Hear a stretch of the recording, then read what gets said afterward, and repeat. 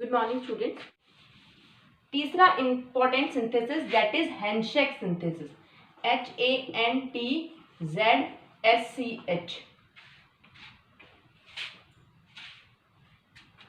Handshake synthesis. Okay, इस synthesis में आप देखो सबसे पहले रिएक्टेंट्स लेते हैं अल्फा क्लोरो कीटोन, एक तो लेते हैं अल्फा क्लोरो कीटोन और एक लेते हैं बीटा कीटो एस्टर। ओके, तो अल्फा क्लोरो कीटोन जो है वो आप इजीली बना सकते हो, क्योंकि कीटोन आपको पता है CH3C डबल बॉन्ड OCH3 होता है, तो आप कीटोन बना लो और उसके अल्फा पोजीशन पे आप Cl लगा दो तो अल्फा क्लोरो कीटोन बन जाएगा। ओके, और बीटा कीटो एस्टर जो है वो अभी अपन ने बनाना सीखा है। देखो अल्फा क्लोरो कीटोन कैसे बनाएंगे, ये आपका कीटोन है CH3C डबल बॉन्ड CH3, आपको पता है ये अल्फा पोजीशन है, तो एक पे आप क्या लगा दो, क्लोरो लगा दो, एक H हटा के, तो ये हो गया अल्फा क्लोरो कीटोन। और बीटा कीटो एस्टर जो है वो आपको पता है CH3C double bond CH2C double bond OH, ये अल्फा और ये बीटा, बीटा कीटो एस्टर। अब इनको भी अपन को इस तरीके से अरेंज करना है कि इनमें एलिमिनेशन आराम से हो जाए। तो देखो सबसे पहले उसको अरेंज करते हैं अपन CH3C डबल बॉन्ड वाले को। तो यहाँ पे तो देखो आप ऐसे लिख लो CH2Cl और ये C double bond O CH3। Okay, और उसको आपको किस तरीके से अरेंज करना है, उसको आप क्या करो, यहाँ पे आप लिखो इसमें CH2 उसी तरीके से, देखो जब अपन ने वो दूसरा वाला बीटा कीटो एस्टर पार्ट अपन यहीं रख लिया था उसमें भी, और नीचे की तरफ क्या होगा, यहाँ पे क्या बच गया, C double bond O CH3 बच गया। ये मैंने बीटा कीटो एस्टर लिख दी, ये अल्फा क्लोरो कीटोन लिख। अब देखो यहाँ पे अपन HCl एलिमिनेट कर सकते हैं, पहले इसका अपन टॉटोमेरिज्म कर लेंगे, टॉटोमेरिज्म कर लेंगे तो यहाँ OH आ जाएगा, और इसकी रिएक्शन हमें इसमें अपन को एक चीज और लेनी पड़ती है, वो है अमोनिया। क्योंकि देखो इससे पहले वाले सिंथेसिस में तो अपन ने alpha amino beta keto ester लेके N जो है वो अपने आप ही रिएक्टेंट के अंदर लेके आ गए। अपन N तो चाहिए ना हमें पायरोल बनाने के लिए, तो N हम लेके आ गए, कैसे, क्योंकि हमने अल्फा अमीनो कर लिया उसको पहले, लेकिन यहाँ कहीं N है ही नहीं, तो हमें उसकी रिएक्शन NH3 से करानी ही पड़ेगी। तो अब आपके पास ये दो रिएक्टेंट्स हो गए और इनकी रिएक्शन आपको किसके साथ करानी है, NH3 के साथ करानी है। तो आप क्या करो, सबसे पहले इनका टॉटोमेरिज्म कराएंगे अब अपन, ठीक है, टॉटोमेरिज्म कराएंगे इनका। तो देखो ये मान लो मैं इनका टॉटोमेरिज्म कराती हूँ, तो अभी अपन ने देखा था टॉटोमेरिज्म क्या होता है, कार्बोनिल की अल्फा पोजीशन पे जो H है वो एक H से बॉन्ड टूटेगी और इधर इलेक्ट्रॉन ऑक्सीजन पे शिफ्ट होंगे और फिर ये H यहाँ पे माइग्रेट कर जाएगा। तो देखो CH double bond COH Cl और ये इसकी कीटो फॉर्म होगी, ठीक है। इसी तरीके से आप यहाँ पे इसकी भी कीटो फॉर्म बना सकते हो, क्योंकि हम ये कीटोन हो गया, ये इसका क्या हो गया, अल्फा कार्बन। अब आप ये डाउट हो सकता है कहीं किन्हीं स्टूडेंट्स का कि अल्फा तो ये भी है, लेकिन ये वाला जो अल्फा है ना, इससे लगा हुआ प्रोटॉन इतना ज्यादा एसिडिक नहीं है। एसिडिक का मतलब जो आराम से निकल सके, जो बॉन्ड CH बॉन्ड आराम से टूट सके, क्योंकि ये वाला जो CH2 है ये दो कार्बोनिल्स के बीच में है, तो दोनों कार्बोनिल्स जो है वो इससे इलेक्ट्रॉन अपनी तरफ खींच रहे हैं, इसके कारण ये वाला जो प्रोटॉन है ये या इस पे जुड़े हुए जो हाइड्रोजन है वो ज्यादा एसिडिक है और ये वाली बॉन्ड जो है वो टूटना चाहेगी इसके कंपैरिजन में। तो जो टॉटोमेरिज्म होगा वो यहीं से होगा, ये यहाँ से यहाँ और ये यहाँ से यहाँ, ठीक है। तो यहाँ पे क्या होगा, देखो यहाँ पे जो बनेगा वो बनेगा CH double bond COH CH3 C double bond OET, ये अपना बन गया इससे टॉटोमेरिज्म। ओके,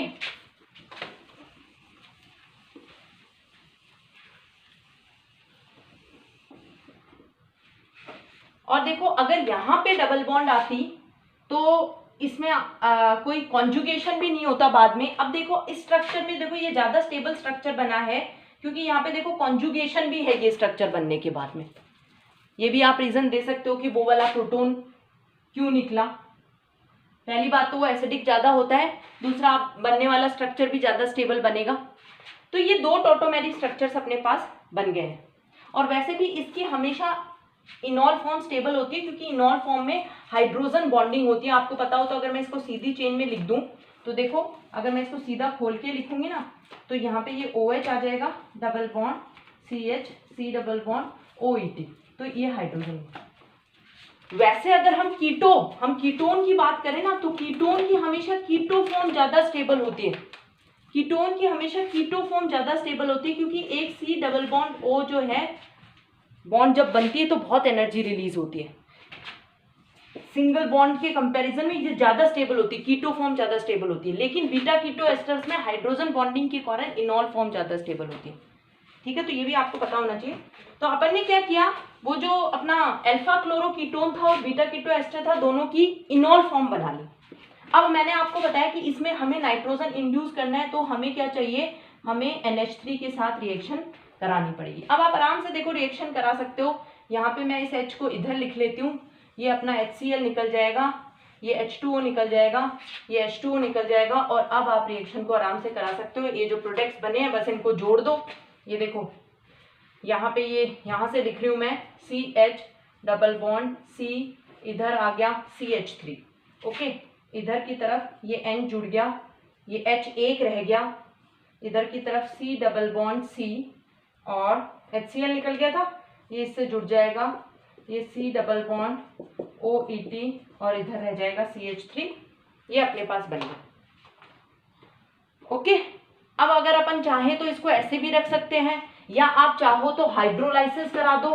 हाइड्रोलाइसिस जब कराएंगे तो एस्टर का एसिड बन जाएगा C डबल बॉन्ड OH, और फिर आप हीट करा दो, तो हीट कराओगे तो यहाँ से क्या निकल जाएगा, CO2 निकल जाएगा। ठीक है, तो अगर आप चाहो तो इसका हाइड्रोलाइसिस करा दो, हाइड्रोलाइसिस से तो एस्टर एसिड बन जाएगा, और फिर हीट करा दो तो फाइनली जो प्रोडक्ट बनेगा उसमें क्या होगा, उसमें यहाँ पे ये रिमूव हो जाएगा एस्टर, और हीटिंग से CO2 भी रिमूव हो जाएगा।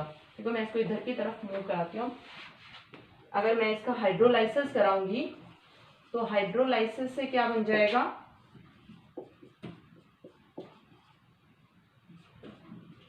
सबसे पहले हाइड्रोलाइसिस कराएंगे तो एस्टर के हाइड्रोलाइसिस से एसिड बनता है, ये एसिड बन गया, और उसके बाद में अगर आप हीट कराओगे तो ये CO2 निकल जाएगा, और CO2 निकल जाएगा तो आप ये देखो, ये CH ये डबल बॉन्ड यहाँ पे NH और यहाँ CH3 लगा रह जाएगा, जिसे आप आराम से नंबरिंग कर सकते हो 1 2 3 4 5, तो 2,5 डाइमिथाइल पायरोल। तो ये हो गया हैंडशेक सिंथेसिस, जिसमें अपन ने अल्फा क्लोरो एसीटोन और बीटा कीटो एस्टर के साथ रिएक्शन करा। तो ये तीन रिएक्शंस बहुत इंपॉर्टेंट है। एक है पाल-नॉर सिंथेसिस, जिसमें अपन ने क्या लिया, जिसमें अपन ने 1,4 डाइकीटोन लिया है और उसकी रिएक्शन अमोनिया के साथ कराई है। एक है नॉर सिंथेसिस, जिसमें अपन ने alpha amino beta keto ester लिया है प्लस बीटा कीटो एस्टर के साथ उसकी रिएक्शन कराई। और तीसरा अपन ने लिया है हैंडशेक सिंथेसिस, जिसमें अपन ने क्या लिया है, एक तो लिया है अल्फा क्लोरोकीटोन और एक beta keto ester plus ammonia के साथ रिएक्शन। तो एक बार अगर, क्योंकि ऐसे ही रिएक्शंस आगे जो आप थायोफिन और फ्यूरेन अपन पढ़ेंगे तो ऑलमोस्ट थोड़ा सा वेरिएशन होगा, इसी तरह की वो रिएक्शंस होंगी, इन्हीं नाम से ही होंगी कुछ रिएक्शंस। तो एक बार आप अच्छे से कर लेंगे तो आगे के लिए भी वो प्रिपेयर हो जाएंगे, ओके। अब कुछ और रिएक्शंस हैं जो नेम रिएक्शन तो नहीं है, मतलब उनका कोई इतना वो नाम नहीं है, लेकिन कोई नाम से नहीं है वो रिएक्शन, लेकिन आपको छोटी छोटी वो रिएक्शंस कुछ पता होनी चाहिए। जैसे एक है फ्रॉम एसिटाइलिन,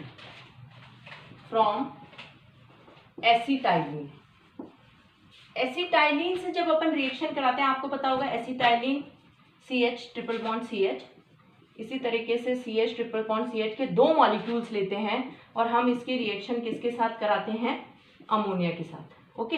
तो होता क्या है, और इसमें जो हम रेड हॉट ट्यूब में कराते हैं, मतलब टेम्परेचर हाई रहता है इस रिएक्शन को, तो यहाँ पे अपन ये यहाँ लोन पेयर अटैक करेगा, ये बॉन्ड इधर शिफ्ट होगी और ये बॉन्ड इसके साथ आगे बढ़ेगी। तो बस आप इससे सीधा ये बता सकते हो कि इससे क्या बनेगा, इससे पायरोल बनेगा और एक H2 निकल जाएगा, नाइट्रोजन से जुड़े हुए 2 H निकल जाएंगे, एक रह जाए। तो ये अपना रेड हॉट के इसके साथ रेड हॉट ट्यूब में एसिटिलीन से भी बन सकता है, ठीक है। फिर आप चाहो तो फ्यूरेन से भी इसका सिंथेसिस अपन करा सकते हैं। फ्यूरेन की रिएक्शन आप NH3 के साथ कराओ in the presence of Al2O3, ठीक है। तो क्या होगा, H2O निकल जाएगा। ये देखो इसके H2O निकलेंगे इसके साथ, ये तो ऑक्सीजन और इसके H2, तो NH रह जाएगा और ये इस तरह से भी एक डायरेक्ट सिंथेसिस अपन क्या है करा सकते हैं।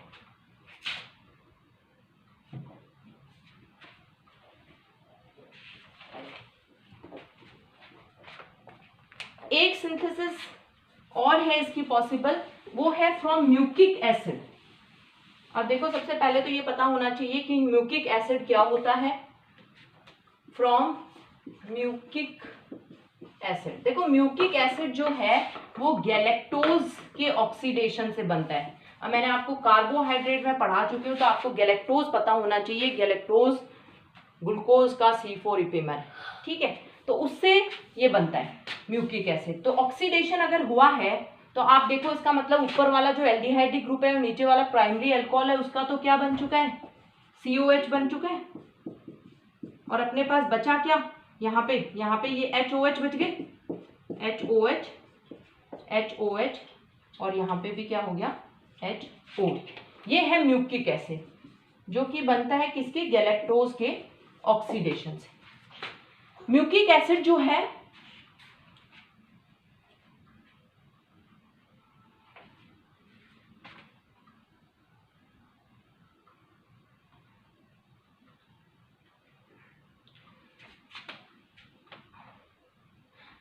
अब इस म्यूकिक एसिड की रिएक्शन अपन किसके साथ कराएंगे, इसकी रिएक्शन अपन कराएंगे NH3 के साथ। ओके, तो देखो क्या क्या इसमें एलिमिनेशन होगा।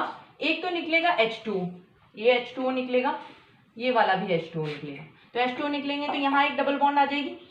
फिर ये CO2 निकलेंगे, 2 CO2 के मॉलिक्यूल निकलेंगे और H2O के कुछ ये मॉलिक्यूल्स भी निकलेंगे।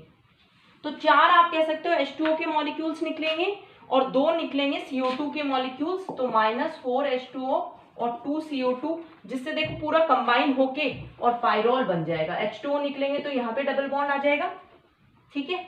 और यहाँ पे क्या रह जाएगा, NH रह जाएगा। तो ये म्यूकिक एसिड से अपन बना सकते हैं।